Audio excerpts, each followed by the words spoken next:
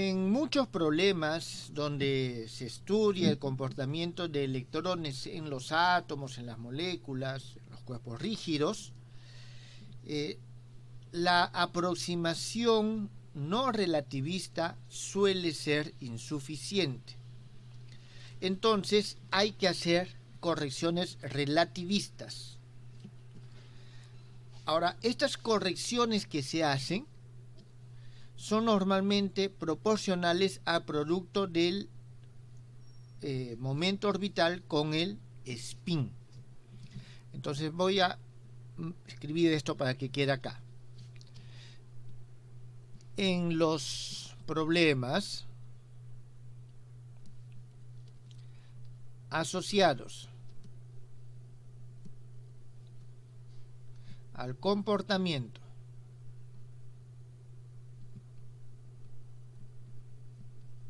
de los electrones en los átomos, moléculas,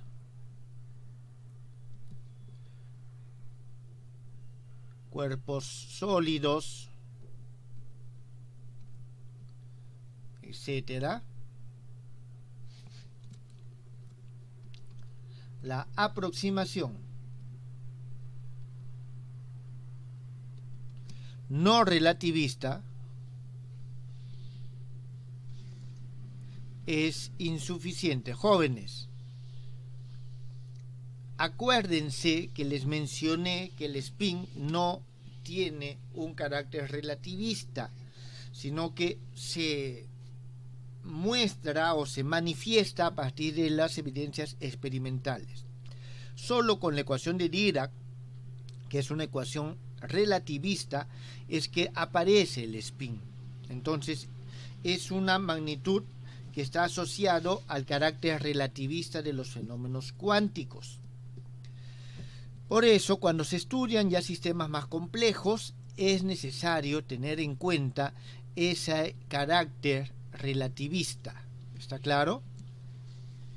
Ahora, este carácter relativista, entonces aquí las correcciones relativistas, ya lo harán ustedes con calma más adelante, ese es tema del próximo ciclo, son proporcionales a el producto L por S. ¿Está bien? A L por S denominado interacción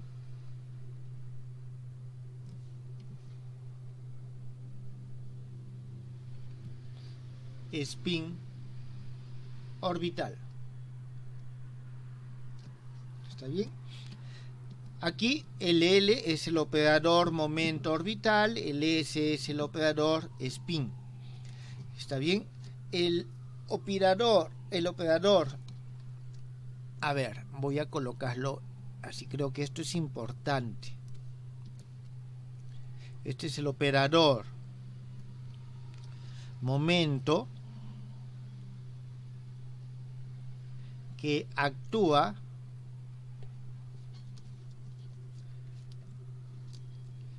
en el espacio de los momentos orbitales del electrón. ¿Está bien? Es decir, sobre las funciones de onda. Y nosotros vamos a tener que este S es el operador spin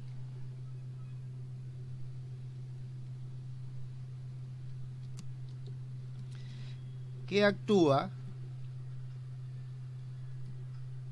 en el espacio de aquí de los estados espinoriales del electrón.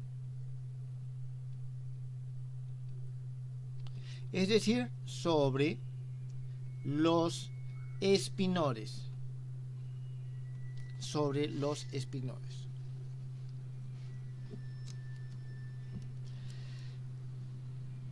Aquí hay algo que es importante mencionar. Los operadores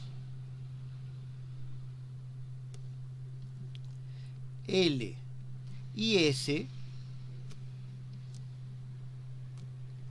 son conmutativos.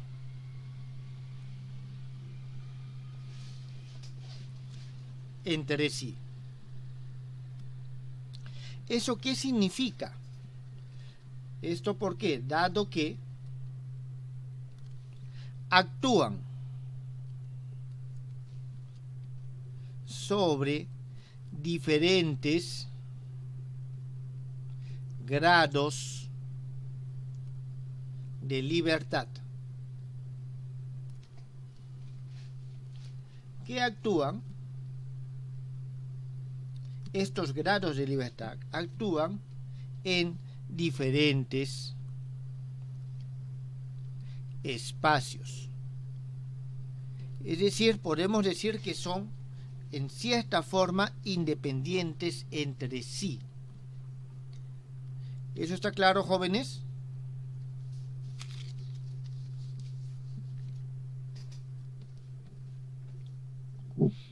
Bien. Ahora, pero nos interesa esto. Y aquí hay que tener en cuenta lo siguiente.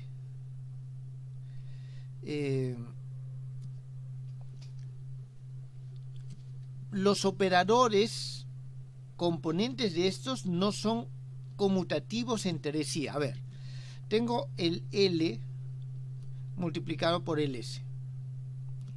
Esto es igual a LX, SX, más LY, SY, más LZ, SZ.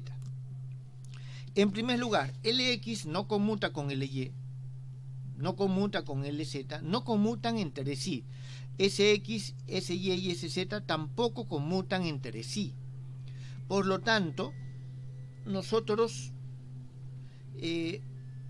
no podemos afirmar, o sea, este operador, a ver, creo que lo coloco aquí para que quede claro, ese operador no conmuta con LZ ni SZ. ¿Está bien? No conmuta con ninguno de los dos. Pero este sí conmuta con L al cuadrado y S al cuadrado.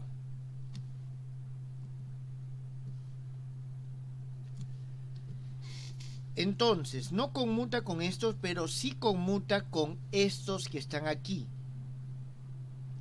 ¿Eso qué significa? Que no puedo yo, si tenía antes mi estado L, M, mi estado S, sigma, voy a tener que estos valores L y S sí me pueden caracterizar en principio este estado, pero el M y el sigma individuales no. ¿Está aquí? ¿Está bien? Entonces, ¿eso qué significa? Que los estados del electrón con LZ y SZ definidos no son valores propios de este operador que nosotros tenemos acá. Este operador le voy a decir que es el número 1. Entonces,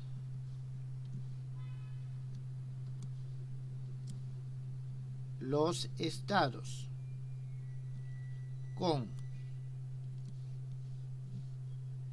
LZ y SZ definidos no son funciones propias. ¿Está bien?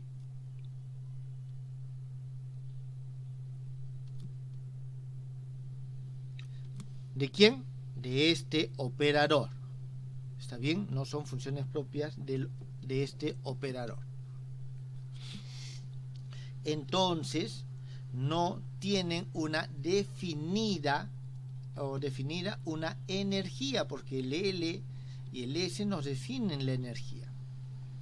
Entonces, aquí surge el problema de hallar los valores propios de este operador.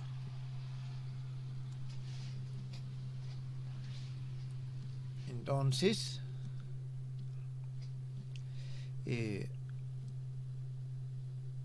busquemos los valores propios del operador L por S. Jóvenes, con este voy a colocarlo aquí, con los cuales se asocian las correcciones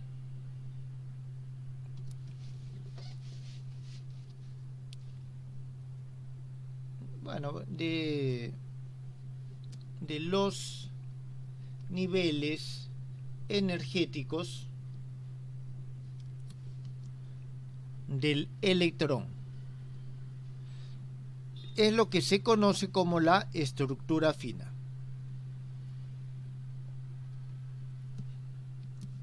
¿Está bien? Es decir, tengo mis niveles energéticos, los cuales se desdoblan, y ese desdoblamiento está asociado justamente a esto. Y sus vectores propios con L y S dados. Vamos a ver. Para resolverlo vamos a utilizar esto. Partimos de una relación que ya hemos visto, 2L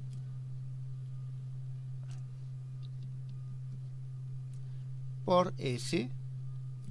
Esto va a ser igual a L más S al cuadrado menos L al cuadrado menos S al cuadrado.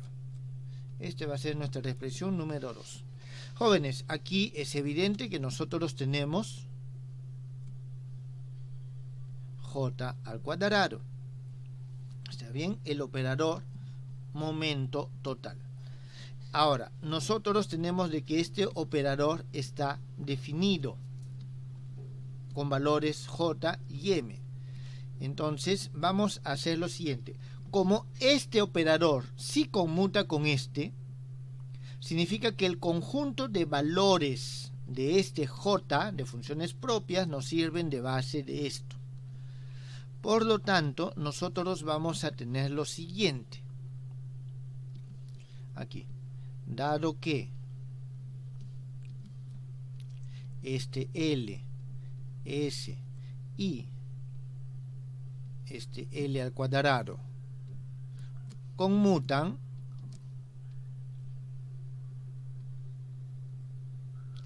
nosotros vamos a tener lo siguiente, de que puedo elegir los estados con J y M definidos como base para esto. Y aplicando esto que está acá, nosotros vamos a tener lo siguiente. Eso va a ser igual a 1/2 de J por J más 1 menos L por L más 1 menos S por S más 1 multiplica a JM.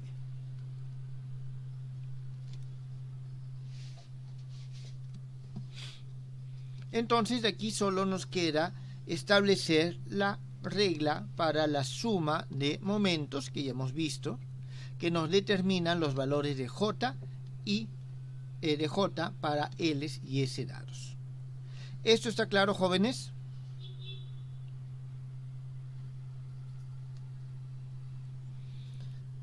¿Tienen alguna pregunta?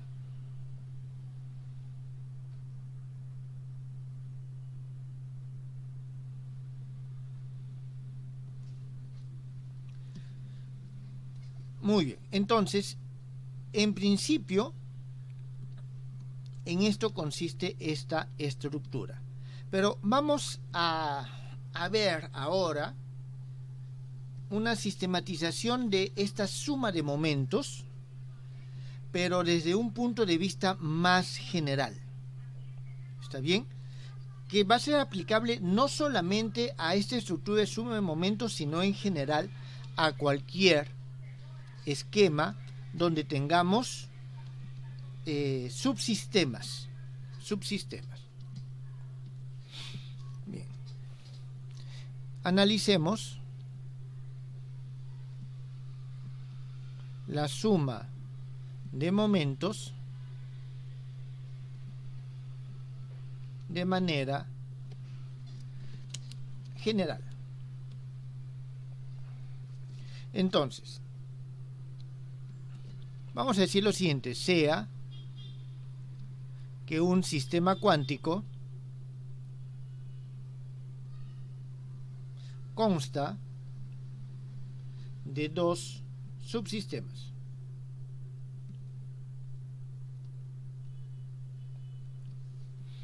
Subsistema 1 y 2. Muy bien. Si no consideramos su interacción,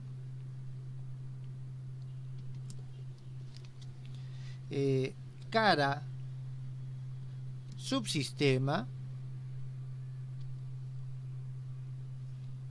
se caracteriza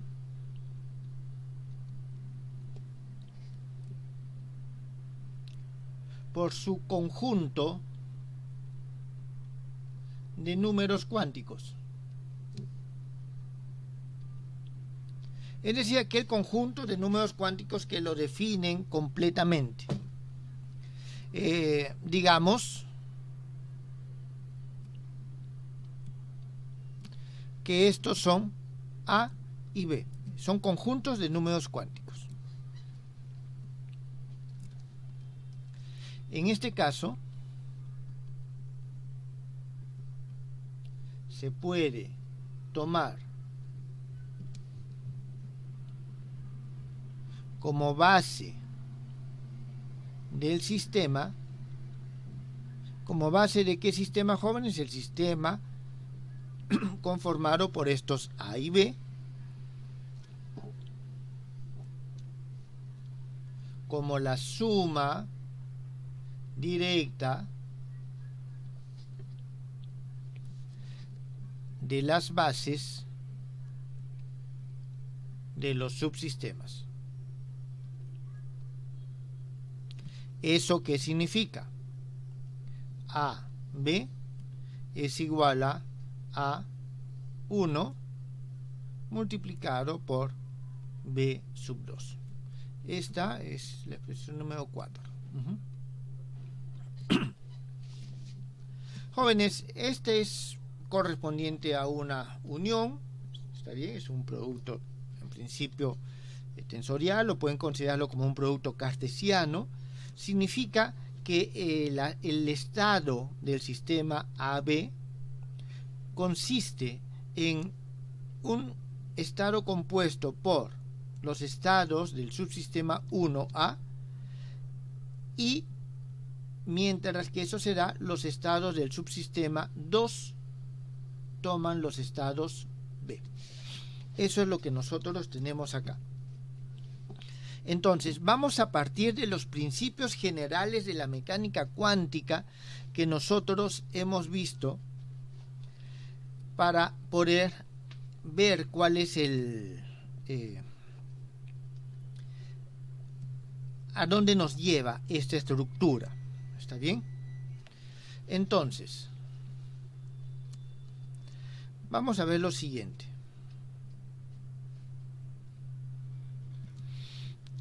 Sea que nosotros tenemos que el subsistema 1 tiene un vector psi1, no estoy hablando de un vector propio, sino un vector psi1, el cual es igual a la sumatoria con respecto a de todos los psi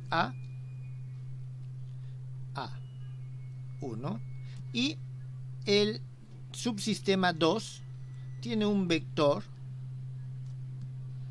un momentito, este 1 lo pongo aquí afuera, siempre mejor, psi 2, esto va a ser igual a una sumatoria con respecto a estos valores B, psi B, B2. Entonces, nosotros estamos diciendo que vamos a tener un estado, un sistema caracterizado por estos dos estados, psi y chi, dados de forma arbitraria. Entonces, el estado total del sistema se puede escribir como el producto directo de estos dos estados. Entonces, vamos a verlo así.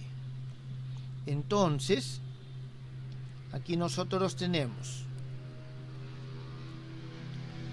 sumatoria con respecto a psi de A1, esto multiplicado por sumatoria con respecto a B, chi B, B2, y esto vamos a decir que es la sumatoria con respecto a por la sumatoria con respecto a B de psi A, chi B, y aquí vamos a tener A1, B2. Bien, entonces eso es lo que nosotros tenemos. Vemos entonces de que efectivamente este producto nos va a representar esta estructura. No sé si hasta aquí tienen alguna pregunta.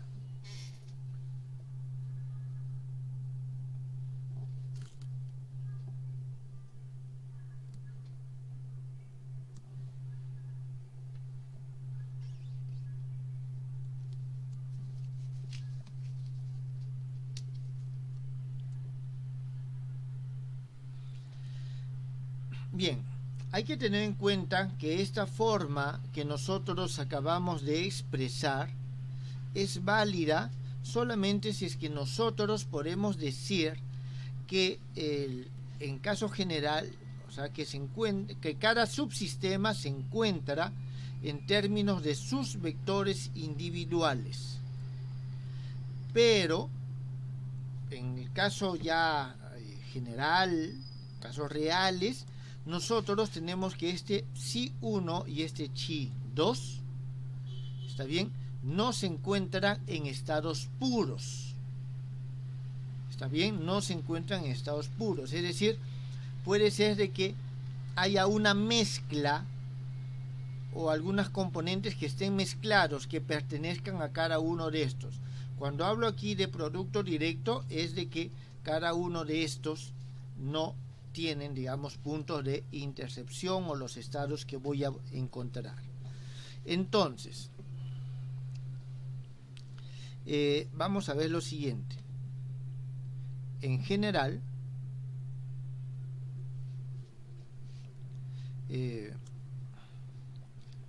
los subsistemas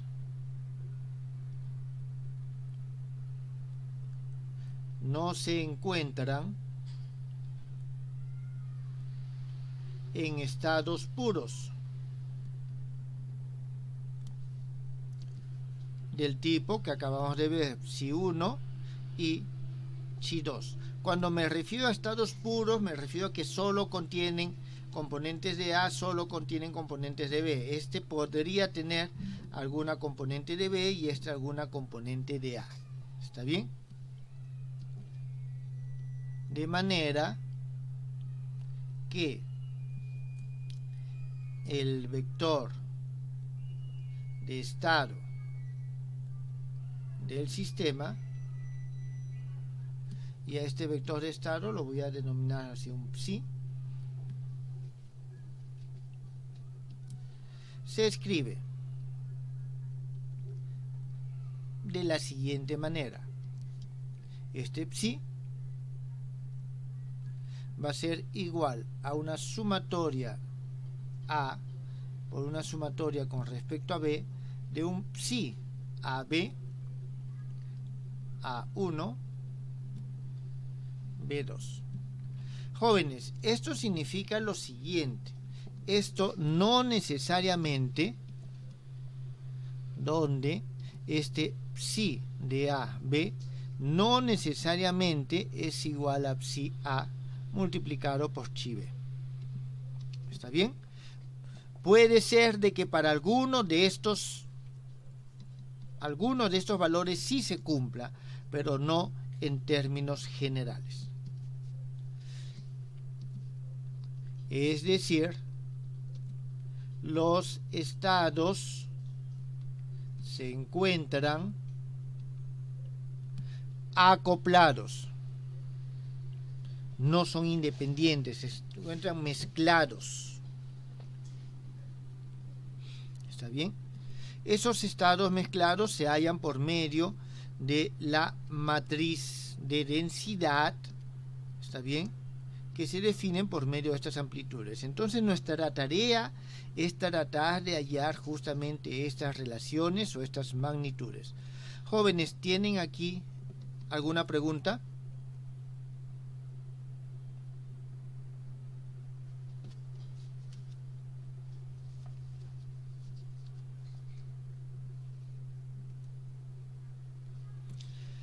Continuemos. A ver, si N1 y N2 son las dimensiones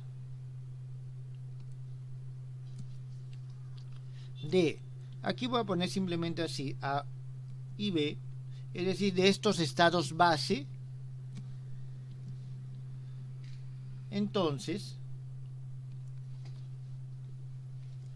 la dimensión del espacio, nosotros tenemos este n, que va a ser igual a n1 por n2, esta es la dimensión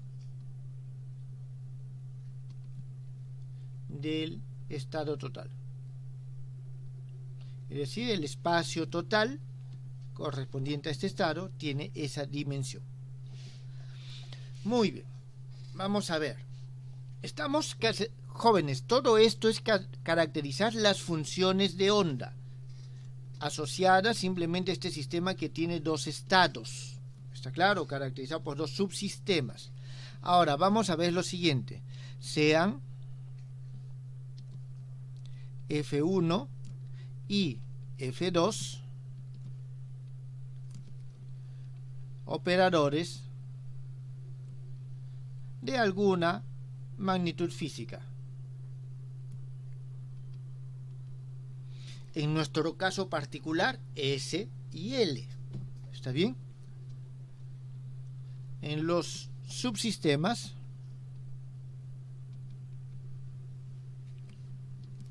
uno y 2.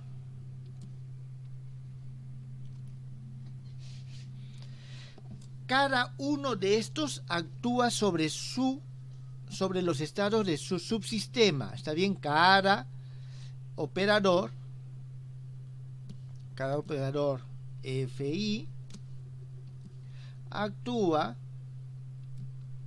sobre los estados de su subsistema.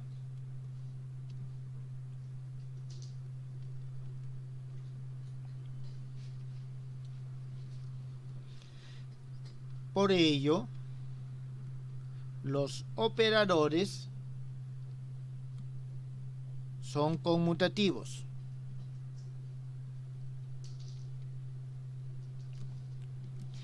¿Qué significa? F1, F2, que actúa sobre A, B. Esto es igual a F2, F1, que actúa sobre A, B.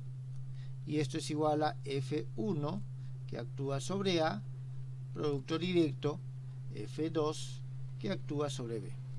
Esta es nuestra ecuación número 5. Esto es lo que nosotros estamos considerando. Por lo tanto, entonces la suma de estos operadores actúa, o en todo caso corresponde primero, corresponde a la magnitud física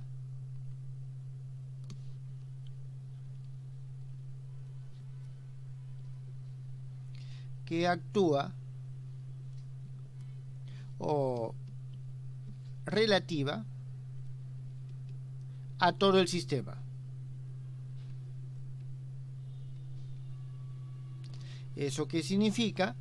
De que nosotros tenemos de que F1 más F2 como operador actúa sobre los estados base de todo el sistema.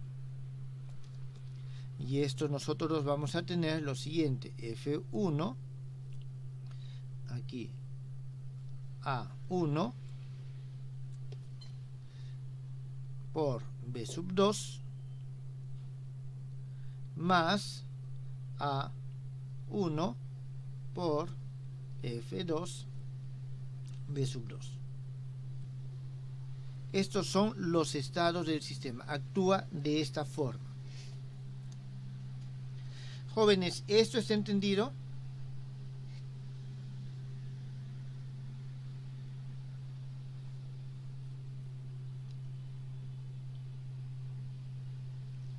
Vuelvo a repetir, esto son consideraciones bastante generales aplicables a cualquier conjunto de operadores que lógicamente pueden ser sumados. Veamos esto con el operador momento de la cantidad de movimiento.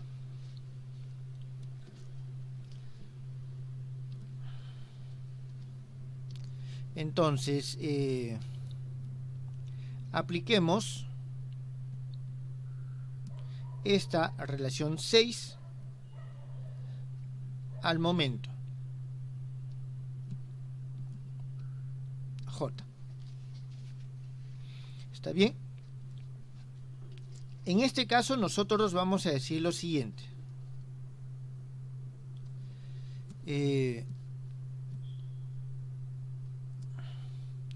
Al momento J sobre un sistema compuesto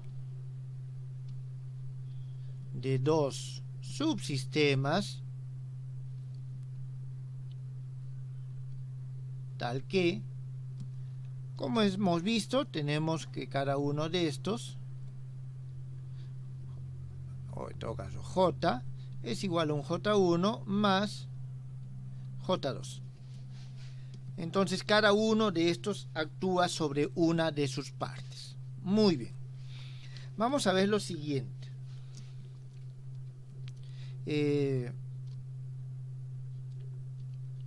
operador momento se define con ayuda de los giros o de las rotaciones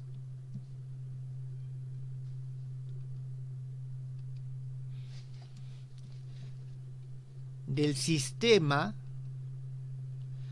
en su conjunto. Entonces, nosotros, ¿qué es lo que vamos a tener? Entonces, voy a ponerlo así. Por lo tanto,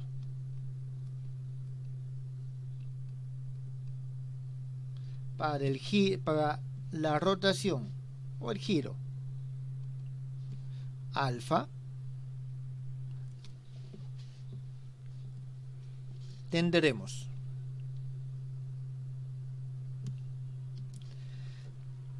uno menos I alfa por J, esto que actúa sobre AB debe ser igual a 1 menos I alfa por J1 que actúa sobre A1 multiplicado por 1 menos I alfa J2 que actúa sobre B en 2. Ahora, aquí esta parte debemos de escribirla solo hasta los términos de primer orden. ¿Está bien? Con respecto a este parámetro alfa. Entonces, si nosotros aquí abrimos los paréntesis, vamos a tener lo siguiente. Abriendo los paréntesis y dejando los términos de primer orden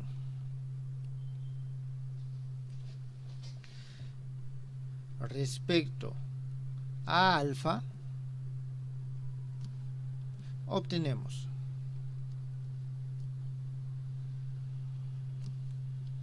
y aquí vamos a tener nosotros lo siguiente, que J que actúa sobre este A1 por B2 es igual a J1 que actúa sobre A1 multiplicado por B2 más A1 multiplicado por J2 que actúa sobre B2. Y esta es nuestra expresión número 7. Aquí, jóvenes, nosotros tenemos que en este caso, si dejamos solamente los términos de primer orden, vamos a poder considerar de que J efectivamente es la suma de estos dos. ¿Está bien? Y que cada uno actúa individualmente sobre cada uno de sus estados. ¿Esto es entendido, jóvenes? ¿Tienen alguna pregunta?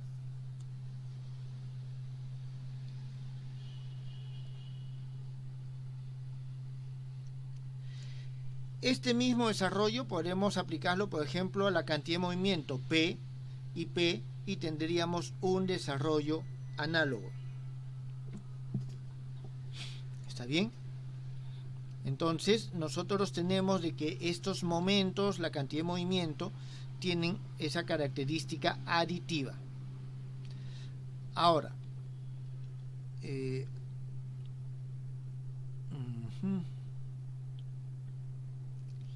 a ver, les dejo a ustedes, jóvenes, lo siguiente.